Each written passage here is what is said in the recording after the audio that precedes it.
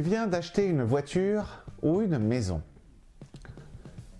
Tu te soucies de ta santé. Tu sais que le malheur n'arrive pas qu'aux autres. C'est pour cela que tu veux te couvrir contre les éventuels risques qui pourraient impacter ta vie et tes projets. Salut, moi c'est François Régis, je suis planificateur financier à Genève, en Suisse. Qu'est-ce que la planification financière? C'est de faire marcher main dans la main tes projets et ton argent. Je vais commencer par quelques généralités sur la gestion du risque en lien avec un projet, puis nous allons nous intéresser à un instrument particulier de la gestion du risque, l'assurance. Dans une deuxième partie, je vais te donner les pièges à éviter et les astuces pour tirer le meilleur parti de tes assurances en Suisse. Il y aura un bonus pour toi en cadeau à la fin de cette vidéo. Quels sont les différents types de risques qui peuvent affecter la réalisation de notre projet? Il y a le risque objectif, indépendant de notre volonté. Il y a le risque subjectif, qui dépend de notre prudence, de notre honnêteté, de notre style de vie. Il y a aussi le risque constant, le risque variable, selon les différentes situations. Et on parle de risque maximum quand la valeur de l'objet est complètement perdue. Il faut examiner aussi la portée du risque. Le risque peut être peu grave, on appelle ça risque bagatelle. Le risque peut être grave, l'action est entravée, mais l'objectif reste maîtrisable. Le risque peut être très grave, l'action est entravée et l'objectif reste maîtrisable au prix d'efforts extraordinaires. Enfin, il y a le risque catastrophe, l'action est entravée et l'objectif est devenu complètement inatteignable. Quelles sont les mesures que nous pouvons prendre pour nous protéger contre ces différents risques? Nous pouvons éviter, par exemple, annuler un voyage dans un pays en guerre.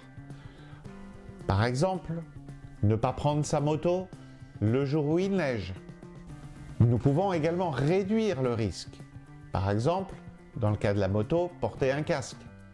Nous pouvons aussi répercuter le risque. C'est ce que nous faisons quand nous concluons une assurance.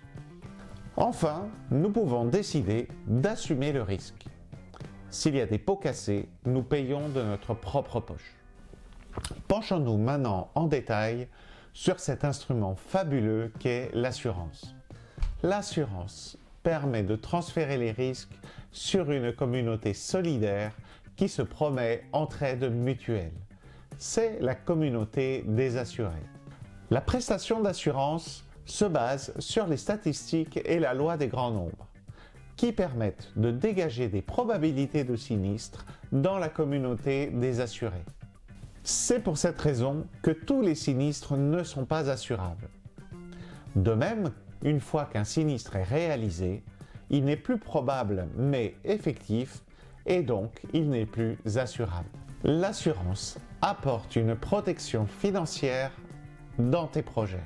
Votre conseiller en assurance est avec vous pour évaluer vos risques et vos besoins dans vos projets. Il fait équipe avec vous pour la sécurité. La protection d'assurance a des effets directs et indirects. Les effets directs sont la sécurité intérieure et la sécurité extérieure.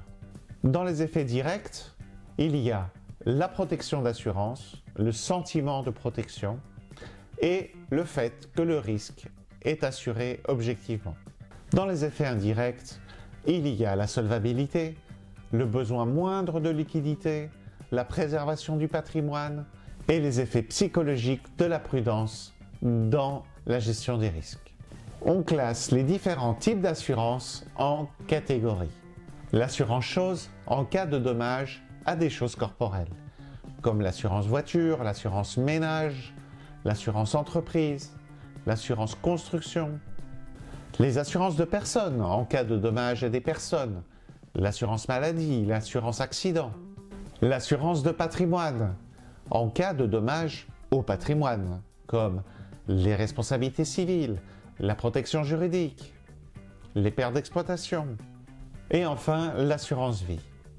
Enfin, on différencie encore les assurances de somme et les assurances de dommages, les assurances valeur à neuf, les assurances valeur vénale, les assurances obligatoires ou facultatives, les assurances individuelles ou collectives. Voyons maintenant comment ça marche en Suisse. La loi sur le contrat d'assurance a été modifiée au 1er janvier 2024. Voyons ensemble les améliorations. L'élimination de la double assurance. Le délai de réflexion de 14 jours après signature. La possibilité de signer les contrats et de faire d'autres démarches en ligne.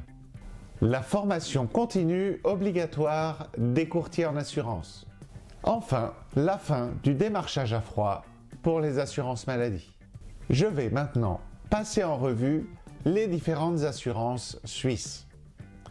Je vais vous donner les astuces et les pièges à éviter. L'assurance maladie. En cas de revenus modestes, la plupart des cantons offrent des subsides. Attention, la couverture de base toute seule est incomplète.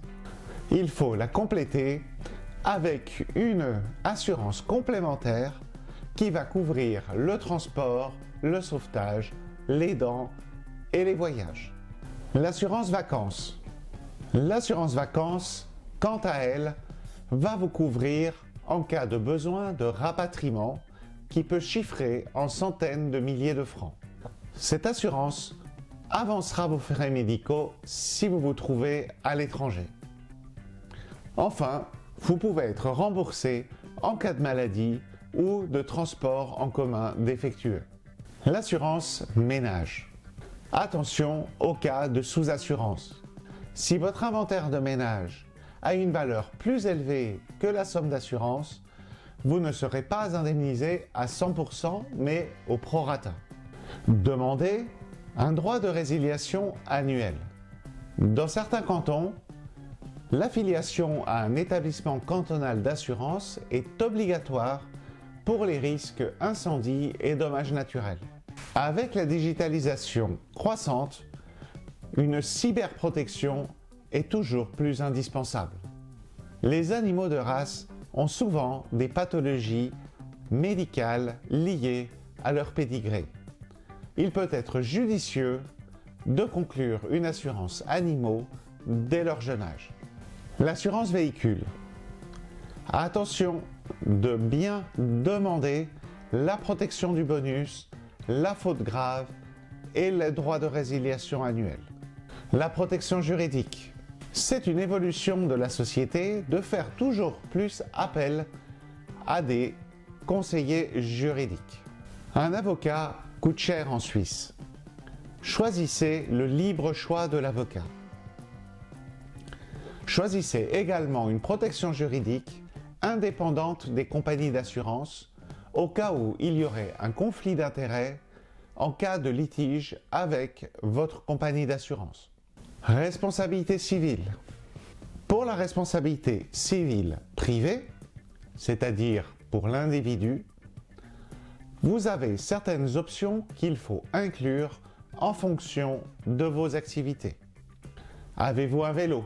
Utilisez-vous un véhicule de tiers? Faites-vous de la chasse? Avez-vous un chien dangereux? Pour la responsabilité civile professionnelle, attendez-vous à ce qu'on vous demande vos diplômes et votre expérience. Éventuellement aussi une affiliation au registre du commerce. Pour les salariés, l'assurance accident est obligatoire. Attention, le salarié paye l'assurance accident non professionnelle alors que l'employeur paye l'assurance accident professionnelle. N'oubliez pas de conclure une assurance accident complémentaire qui couvrira entre autres la faute grave. Pourquoi est-il important de couvrir la faute grave, que ce soit en accident ou en véhicule? En effet, les prestations de base peuvent être réduites en cas de négligence grave. Attention, la perte de gain maladie, appelée aussi indemnité journalière maladie, n'est pas couverte obligatoirement en Suisse. Vérifiez dans votre contrat de travail que vous êtes bien couvert. Sinon, vous pouvez toujours en conclure une en tant qu'individu. L'assurance vie. L'assurance vie vous permet d'effectuer des déductions fiscales sur votre revenu. Elle se présente sous forme de ce qu'on appelle le troisième pilier. L'assurance vie vous permet de diversifier vos investissements. Vous pouvez aussi utiliser votre troisième pilier pour financer votre propre logement, sous forme d'un amortissement indirect. Vous pouvez aussi choisir le bénéficiaire que vous voulez en dehors des héritiers légaux. Il y a encore de nombreux avantages du troisième pilier que j'ai abordé déjà dans ma vidéo sur la prévoyance. Je vous remets le lien en description. Et maintenant, le bonus tant attendu. 1 heure de séance gratuite avec un spécialiste en assurance pour passer en revue toutes tes couvertures et établir tes besoins. Ta couverture est-elle suffisante en fonction de tes projets présents et futurs? Es-tu surassuré? Veux-tu modifier ou adapter tes couvertures existantes? Veux-tu des offres comparatives? Je te mets le lien en description pour nous contacter et avoir droit à ton heure de conseil gratuite.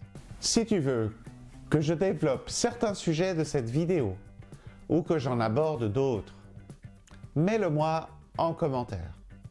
N'oublie pas de liker, de t'abonner et je te dis à la semaine prochaine pour une nouvelle vidéo.